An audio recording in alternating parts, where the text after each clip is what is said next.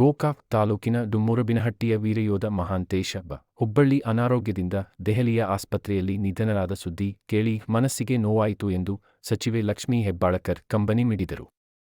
ಇಂದು ಯೋಧನ ಪಾರ್ಥಿವ ಶರೀರ ಬೆಳಗಾವಿಯ ಸಾಂಬ್ರಾ ವಿಮಾನ ನಿಲ್ದಾಣಕ್ಕೆ ಆಗಮಿಸುತ್ತಿರುವ ಹಿನ್ನೆಲೆಯಲ್ಲಿ ಮೃತನ ಸಂಬಂಧಿಕರಿಂದ ಮಾಹಿತಿಯನ್ನು ಪಡೆದ ಸಚಿವೆ ಲಕ್ಷ್ಮೀ ಹೆಬ್ಬಾಳಕರ್ ಕುಟುಂಬಸ್ಥರಿಗೆಲ್ಲ ಧೈರ್ಯ ತುಂಬಿ ಯೋಧನ ಆತ್ಮಕ್ಕೆ ಶಾಂತಿಯನ್ನು ಕೋರಿದರು.